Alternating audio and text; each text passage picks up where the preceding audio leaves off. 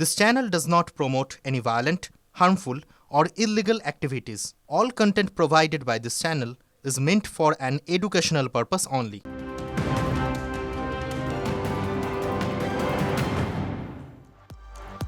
নমস্কার, স্বাগত আপনাকে টিভি 9 বাংলায়। শুরু করছি বেঙ্গল ব্রেকিং নিয়ে আমি দীপ রয়েছি আপনাদের সঙ্গে রয়েছি আমি তন্নিষ্ঠা। আর শুরুতে এই মুহূর্তে যে খবর আমাদের নজর রাখতে হবে, 26-এর ভোটে অভিষেক বন্দ্যোপাধ্যায় টার্গেট বেঁধে দিয়েছিলেন ভাঙড় জিততেই হবে, কিন্তু তৃণমূলের কোন্দলে রাশ নেই। আবার উত্তপ্ত ভোটমুখী ভাঙড়, ফের সামনে চলে এলো আরাবুল কাইজার বনাম শওকত গোষ্ঠীর লড়াই। কিন্তু দলের দ্বন্দ্ব সামাল দেওয়ার দাওয়াই কি? কোন রসায়নে দলকে এক সুতোয় গাঁথা যাবে?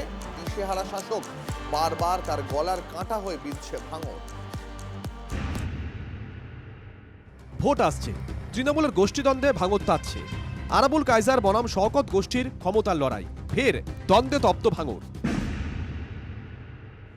জেলা তৃণমূল সভাপতি সুভাষিস চক্রবর্তীর বাড়িতে বৈঠকে যোগ দেন কাইজার আহমেদ, অদূত মোল্লা, প্রদীপ মণ্ডল সহ ভাঙড়ের শওকত বিরোধী নেতারা। অভিযোগ, সেই কারণে শনিবার রাতে ভাঙড় 2 নম্বর পঞ্চায়েত সমিতির কর্মাধ্যক্ষ অদূত মোল্লার বাড়িতে হামলা চালায় শওকত অনুগামীরা। রবিবার সকালে অদূতের বাড়িতে যেতেই আরাবুল পুত্র হাকিমুলের গাড়িতে হামলা হয়। হাতাহাতিতে জড়িয়ে পড়ে দুপক্ষ।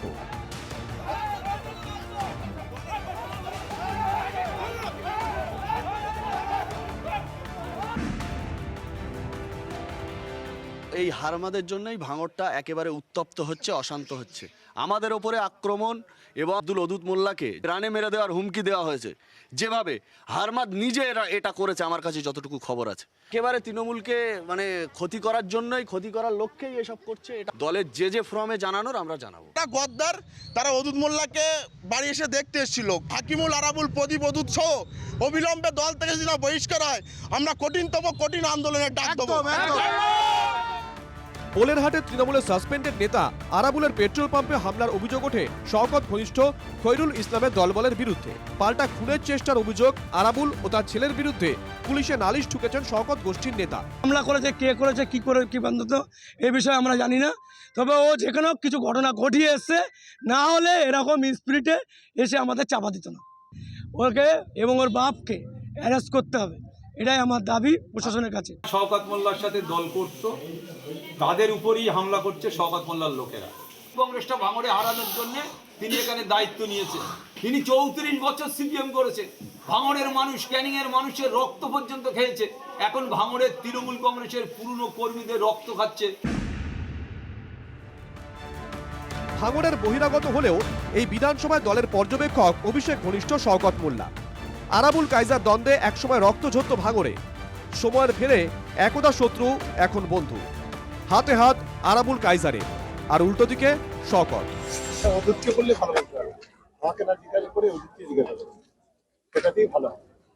কাইজার হাকিমুল সরাসরি আপনার নাম করে অভিযোগ করছে যে আপনার শওকত মোল্লা ভাঙড়ে এখানে তৃণমূল কংগ্রেস করতে আসে। ও এখানে লুটে পুটে খেতে এসছে। আমাদের কাছে একাধিক প্রমাণ রয়েছে যে এখান থেকে কিভাবে ও লুট করছে, কিভাবে ওখান থেকে ভাঙড়টাকে, দলটাকে শেষ করছে।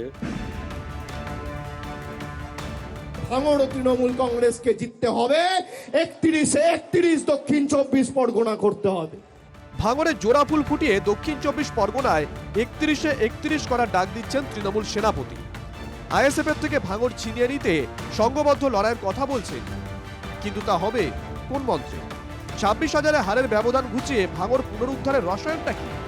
ঐক্য তো দূর, দলের নেতাদের দ্বন্দ্ব কাটা হয়ে বিচ্ছে শাসক শিবিরকে। একবার নয়, বারবার। যে অন্তর্দ্বন্দ্বের আঁচে ভাঙড় এখন ভয়ের। সত্যজিৎ মণ্ডলের রিপোর্ট, টিভি 9 বাংলা।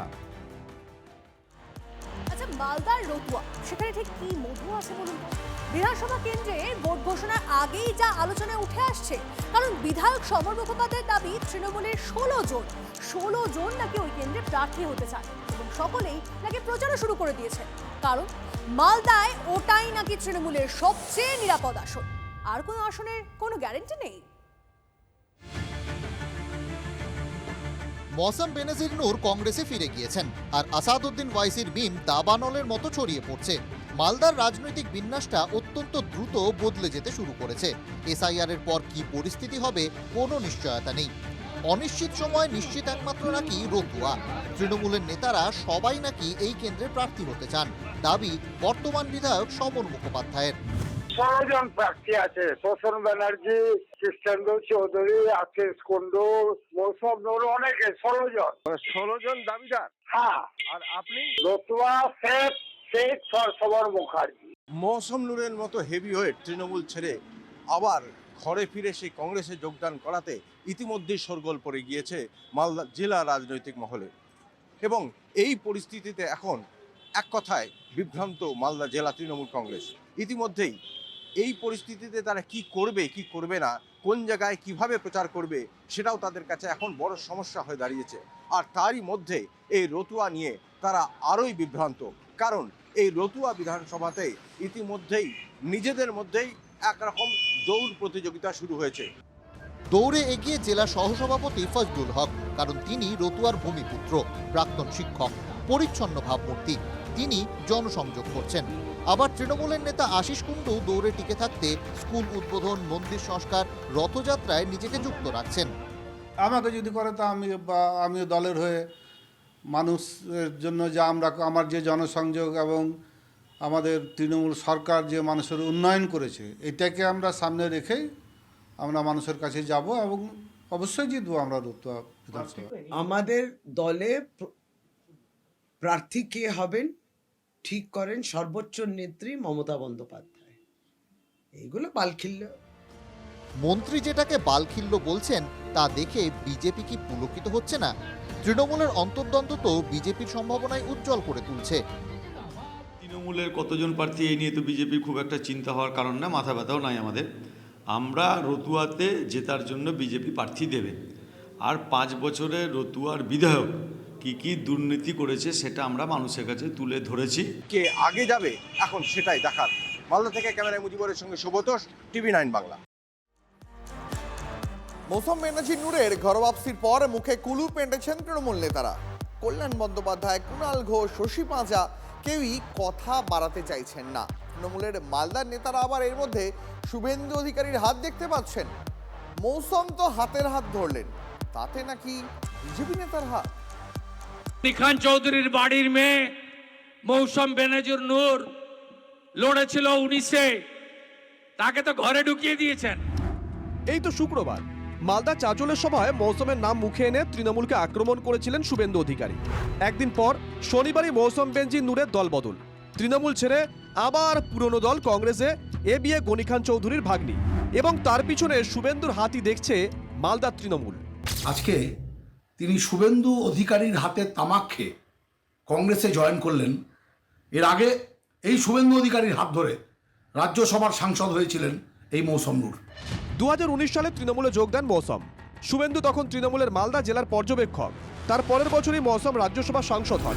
কিন্তু 2020 ডিসেম্বর থেকে শুভেন্দু বিজেপিতে, সেই তিনিই নাকি মৌসুমের দলবদলের নেপথ্যে কারিগর, এমন যুক্তি শুনে চিমটি কাটতে ছাড়ছে না মালদার বিজেপি। দেখুন, ভারতীয় জনতা পার্টির ক্ষমতা কত এটা তৃণমূল কংগ্রেস কিন্তু বুঝতে পেরেছে। কারণ আমাদের বিরোধী দলনেতার কথাতে যদি কংগ্রেস এবং তৃণমূল কংগ্রেস পরিচালিত হয় তো স্বাভাবিকভাবে এটা ভারতীয় জনতা পার্টির জয়। মালদার কংগ্রেস অবশ্য মৌসুমের ঘর ওয়াপসিতে খুশি। আমাদেরকে মামা করে বলে, রুবিদের যেহেতু মেয়ে, আমরা ভাগ্নি করে বলি। পরিচিত ঘর, সেই ঘরে ফিরে আসলো তৃণমূল বিজেপির বিরুদ্ধে লড়াই করার জন্য, এটা আমাদের কাছে ভালো দিক। তৃণমূল কি চিন্তিত? এই জেলায় লোকসভা ভোটে তৃণমূল শূন্য। চাঁচলে দাঁড়িয়ে সে কথা স্মরণ করিয়ে দিয়েছিলেন শুভেন্দু অধিকারী। মালদার 12-র মধ্যে 8 বিধানসভা জয়ের লক্ষ্যমাত্রা ধার্য করে দিয়ে এসেছেন শুভেন্দু। এই জেলায় 2টো লোকসভা কেন্দ্র আপনি দেখুন, 12টা আসন, একটাও তৃণমূলের লিড নেই। মৌসুমের দলবদল নিয়ে মালদা তৃণমূল বেশ খানিকটা হতচকিত। মালদায় মৌসুমের কার্যালয়ে শনিবার সন্ধ্যাতেও তৃণমূলের ব্যানার, মমতা বন্দ্যোপাধ্যায়ের পোস্টার। আচমকা মৌসুম বিগড়ে যাওয়ায় মেপে কথা বলছেন তৃণমূলের রাজ্য স্তরের নেতা নেত্রীরাও। দেখো, আমার করোনার সময় ওর সম্বন্ধে কোনো কথা আমি বলবো না, তো ও যেখানে মর্জি সেখানে গেছে, আর একটু বেশি কিছু বলবো। উনি যে ডিসিশনটা নিয়েছেন মৌসুম নূর, এটা ওনার নিজস্ব, এবং সেটা নিয়ে আমাদের কিছু বলার নেই। এই মুহূর্তে মৌসুম নূরের সিদ্ধান্তের উপর কোনো মন্তব্য করছি না। কংগ্রেস ভাঙিয়ে নেতাদের যোগদান করায় তৃণমূল, এটাই বঙ্গ রাজনীতির ইদানিংকালের দস্তুর। উলটপুরাণ দেখেই কি মুখে কথা সচ্ছে না তৃণমূল নেতাদের? বিধানসভা ভোটের আগে মালদার অঙ্ক এতটাই কি উল্টোপাল্টা করে দিলেন মৌসুম? Bureau report, TV9 Bangla. স্কুলের মধ্যে শিক্ষককে রড দিয়ে পেটালেন তৃণমূল নেতা। শাসক নেতার মারে হাত ভাঙলো, মাথা ফাটলো স্কুল শিক্ষকের। মালদার হরিশ্চন্দ্রপুরে স্কুলের শাসক নেতার শাসন, দুর্নীতিতে অভিযুক্ত ভারপ্রাপ্ত প্রধান শিক্ষককে সরাতেই রোষ। নতুন দায়িত্বপ্রাপ্ত টিআইসি ও এক শিক্ষককে ঘরে বন্ধ করে মার। এলাকার তৃণমূল নেতাকে নিয়ে মারধর অপসারিত টিআইসি।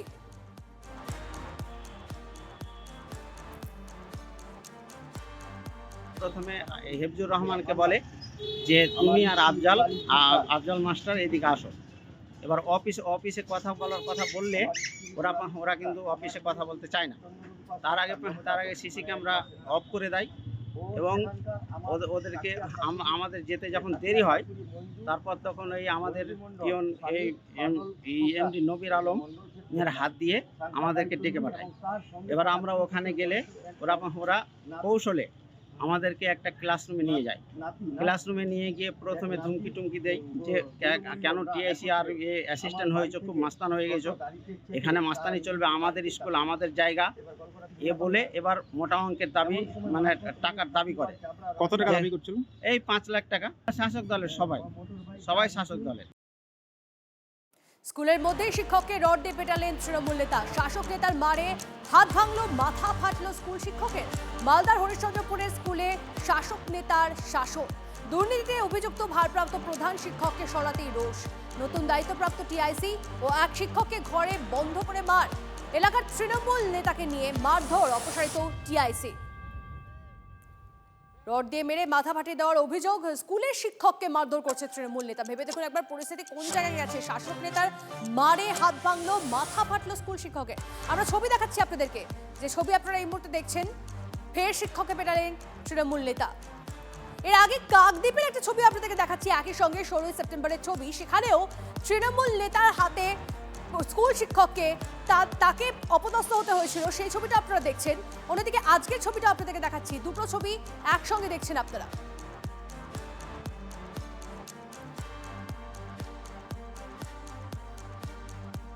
আমাদের নেত্রী একদম অ্যাডমিনিস্ট্রেশনকে ফ্রি হ্যান্ড দিয়ে দিচ্ছে। যারা এই ধরনের ঘটনা ঘটবে পুলিশ তার ব্যবস্থা নেবে। এখানে কার কি রং, কোন জাত আমরা দেখব না। আমরা চাই রুলস অফ ল লাগু হবে। এই ঘটনায় ইতিমধ্যেই রাজনৈতিক চাপানোতরা শুরু হয়েছে, একাধিক মন্তব্য আসছে। তবে আপনাদেরকে জানিয়ে রাখি, যে ঘটনা ঘটেছে স্বাভাবিকভাবে সেই ঘটনায় তপ্ত রাজনীতি। স্কুলেই শিক্ষকের রড দিয়ে মার এবং সেই ঘটনার অভিযোগ রয়েছে তৃণমূল নেতার বিরুদ্ধে। নতুন দায়িত্বপ্রাপ্ত টিআইসি ও এক শিক্ষককে ঘরে বন্ধ করে মারধর। স্কুলের মধ্যেই শিক্ষককে রড দিয়ে পেটালেন তৃণমূল নেতা। শাসক নেতার মারে হাত ভাঙলো, মাথা ফাটলো স্কুল শিক্ষকের।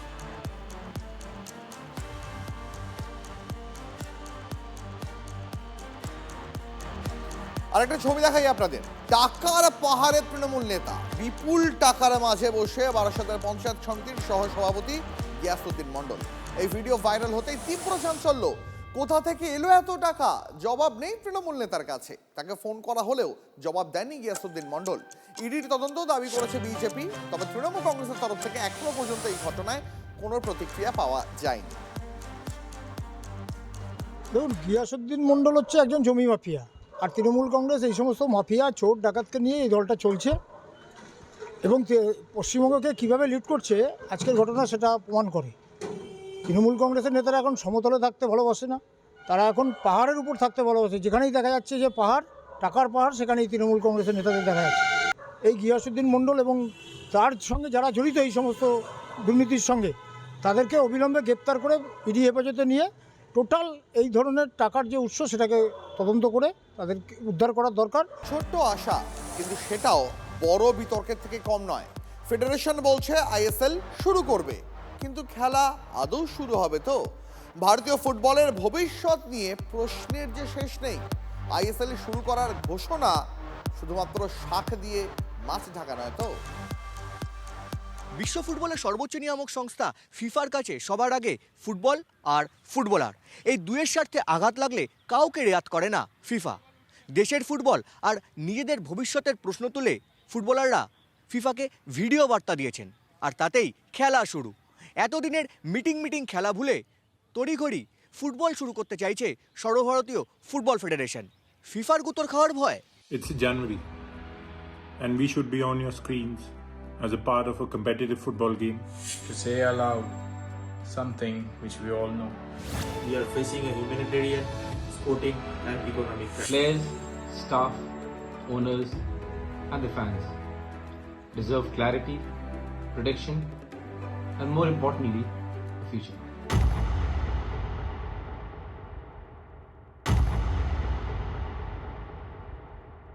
More importantly, we are here to make a play.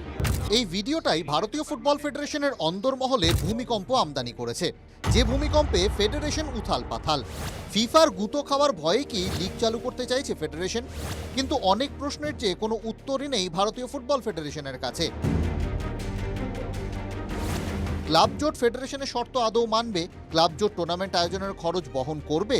কে সম্প্রচার করবে লিগ? সম্প্রচারের খরচ কে বহন করবে? লিগ কোন ফরম্যাটে হবে? ফেডারেশন লিগের খরচ দিলে একাধিক কমিটির অনুমোদন প্রয়োজন। কার্যকরী কমিটি গভর্নিং বডির বৈঠকে খরচের শর্ত পাস হবে? সত্যি তো ক্লাবগুলো এতগুলো ইনভেস্ট করে টিম করে, ইনভেস্টাররা আছে, তাদের মাইলেজ দরকার। সেখানে যদি তারা এই সিকিউরিটি না পায় যে কে ব্রডকাস্ট, কে প্রোডাকশন করছে, কে দেখাচ্ছে, এগুলো যদি না পায় তাহলে ক্লাবগুলোর ক্ষেত্রেও ধোঁয়াশা থেকে যায়। প্রশ্ন আরও আছে। এএফসির নিয়ম অনুযায়ী দেশের লিগে একটি দল কমপক্ষে 24টা ম্যাচ না খেললে এএফসি টুর্নামেন্টে খেলার ছাড়পত্র পায় না। ভারত থেকে এএফসি টুর্নামেন্টে কোনো দল কি তাহলে এবার খেলতে পারবে না? দেশের লিগ নিয়ে সমস্যা যে ক্লাবগুলোর হাত থেকে এএফসি খেলার সুযোগটাও কেড়ে নিতে পারে। এএফসিও তো জানতে চাইবে এআইএফএফ এর কাছে যে অ্যাকচুয়ালি কবে হচ্ছে, কি প্রবলেম, কি সেটা তো বলতে পারছে না। এআইএফএফ এখন খালি একদিকে ক্লাবের অজুহাত দিচ্ছে, একদিকে সুপ্রিম কোর্টের অজুহাত দিচ্ছে, এই বলে নিজেরা বসে আছে, গদি গরম করছে, এই লেকচারবাজিতে চলছে। পরিস্থিতি আজ থেকে জটিল হচ্ছে না। এফএসডিএল এর সঙ্গে চুক্তি কবে শেষ হচ্ছে সেটা সবাই অনেক আগে থেকে জানতেন। ভবিষ্যৎ পরিকল্পনা তাহলে আগে থেকে শুরু হয়নি কেন? পরিকল্পনা শব্দটার সঙ্গে কি ফেডারেশনের আদৌ কোনো যোগ ছিল? কল্যাণ যুগের খেলোয়াড় হতে পারে, তার কি অভিজ্ঞতা আছে, কি দক্ষতা আছে প্রশাসনের ব্যাপারে, সে তো একটা ক্লাবেরও কমিটি মেম্বার হয়নি। আজকে যে কোনোদিনও কাউন্সিলর হয়নি, তাকে যদি প্রধানমন্ত্রী বানিয়ে দেওয়া হয়, সে কি পারবে দেশ চালাতে? এটা ছেলে খেলা নয়, এটা কত সহজ ব্যাপার নয় সারা ভারতবর্ষের ফুটবলটাকে চালানো। আর কয়েক মাস পরই ফুটবল বিশ্বকাপ শুরু হবে। বিশ্বের শ্রেষ্ঠ ফুটবল খেলার স্বপ্নের দৌড়ে ভারত অনেক আগেই হার মেনেছে। দেশের ফুটবলটাও কি এবার ধরাছোঁয়ার বাইরে যাচ্ছে? গুচ্ছ প্রশ্ন সঙ্গে নিয়ে ফেডারেশনের প্রতিশ্রুতি খেলা হবে। প্রতিশ্রুতি আদৌ পূরণ হবে তো, নাকি সুনীলদের কাতর আবেদন শুনে আসরে নামতে হবে ফিফাকে? উত্তরটা দিন কয়েকের মধ্যেই পরিষ্কার হয়ে যাবে। ক্যামেরায় সূর্যেন্দুর সঙ্গে কৌস্তব গঙ্গোপাধ্যায়, টিভি9 বাংলা, কলকাতা। এর মধ্যে ভোটের নিরাপত্তা নিয়ে তৎপর কমিশন। কেন্দ্রীয় বাহিনী মোতায়েন নিয়ে কাল দিল্লিতে কমিশনের বৈঠকে থাকবেন রাজ্যের সিইও মনোজ আগরওয়াল। ইতিমধ্যেই রাজ্যের নিরাপত্তা সংক্রান্ত একাধিক রিপোর্ট সংগ্রহ সিইও দপ্তরের। কালকের বৈঠকে আর সেই সব রিপোর্ট নিয়ে আলোচনা হবে বলেই সূত্র মারফত এখন অবধি জানা যাচ্ছে। আরও একবার আপনাদেরকে জানিয়ে রাখি, এসআইআর এর মধ্যেই ভোটের নিরাপত্তা নিয়ে তৎপর কমিশন। কেন্দ্রীয় বাহিনী মোতায়েন নিয়ে কাল দিল্লিতে কমিশনের বৈঠকে থাকবেন রাজ্যের সিইও মনোজ আগরওয়াল। ইতিমধ্যেই রাজ্যের নিরাপত্তা সংক্রান্ত একাধিক রিপোর্ট সংগ্রহ সিইও দপ্তরে। কালকের বৈঠকে সেই সব রিপোর্ট নিয়ে আলোচনা, খবর সূত্রে।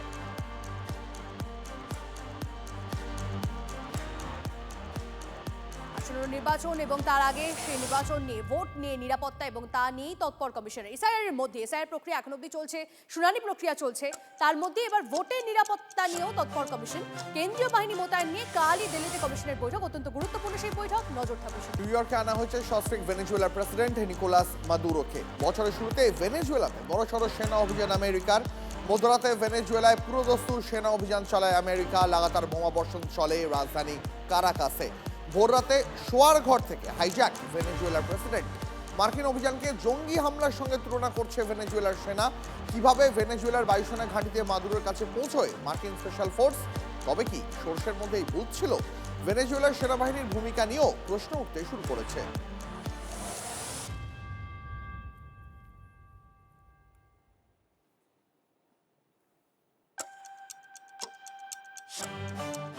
ভেনেজুয়েলার সঙ্গে আমেরিকার নতুন করে সংঘাতের রাস্তা তৈরি হলো। মার্কিন অভিযানের পরেও আত্মসমর্পণ করতে নারাজ ভেনেজুয়েলা। ভাইস প্রেসিডেন্ট ডেলসিকেই ভারপ্রাপ্ত প্রেসিডেন্টের দায়িত্ব ছিল ভেনেজুয়েলার সুপ্রিম কোর্ট। ক্ষমতা পেয়ে ট্রাম্পকে কড়া বার্তা ডেলসি রড্রিগেজের। আমেরিকান অভিযানকে বর্বরোচিত আখ্যা দিয়ে অবিলম্বে প্রেসিডেন্ট মাদুরো এবং তাঁর স্ত্রীর মুক্তির দাবি ডেলসির। ট্রাম্পের নিন্দা করে ডেলসি জানিয়েছেন দেশের প্রাকৃতিক সম্পদ রক্ষা করতে তারা প্রস্তুত। তার কথায় তারা কখনোই কারো কাছে দাসত্ব স্বীকার করবেন না। কোনো সাম্রাজ্যের উপনিবেশ আমরা হব না, ঘোষণা ভেনেজুয়েলার ভারপ্রাপ্ত প্রেসিডেন্টের। অন্যদিকে ডেলসির সঙ্গে বিদেশ সচিব মার্কো রুবিওর কথা হয়েছে। ভেনেজুয়েলার উন্নয়নের জন্য আমেরিকা যা করতে চায় ডেলসিও তা চান বলেই দাবি করেছেন ট্রাম্প।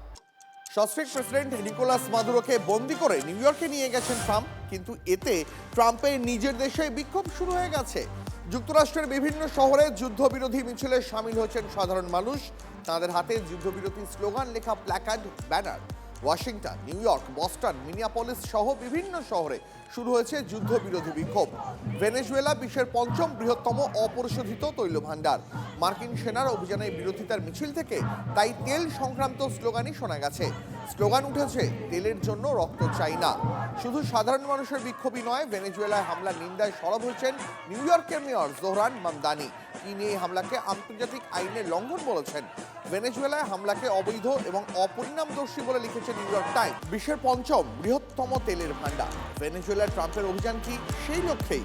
মাদুরো বন্দী হতেই আমেরিকায় শুরু হয়ে গেছে বিক্ষোভ। ট্রাম্প শনিবারই জানিয়ে দিয়েছেন আপাতত ভেনেজুয়েলার শাসনভার তাঁর হাতেই থাকবে। তার মানে ভেনেজুয়েলা চালাবে আমেরিকায়। কিন্তু এই ক্ষমতা অধিগ্রহণ কেন? দক্ষিণ আমেরিকার দেশের উপর এত ক্ষোভ কিসের ট্রাম্পের? অনেকেরই দাবি ট্রাম্পের নজর আসলে ভেনেজুয়েলার বিপুল তৈল ভাণ্ডারে। মাদুরোকে সরিয়ে আসলে সেটাই অধিগ্রহণ করতে চান মার্কিন প্রেসিডেন্ট। ভেনেজুয়েলার কুস্তিতে আপাতত তিনি এমন একজনকে বসাবেন যিনি আমেরিকার হাতের পুতুল। সেই সুযোগেই দেশের তৈল ভাণ্ডারে অবাধে রাজত্ব করতে চায় ওয়াশিংটন। ইতিমধ্যেই আমেরিকার বিভিন্ন প্রান্তে ট্রাম্পের অভিযানের বিরুদ্ধে বিক্ষোভও শুরু হয়ে গেছে।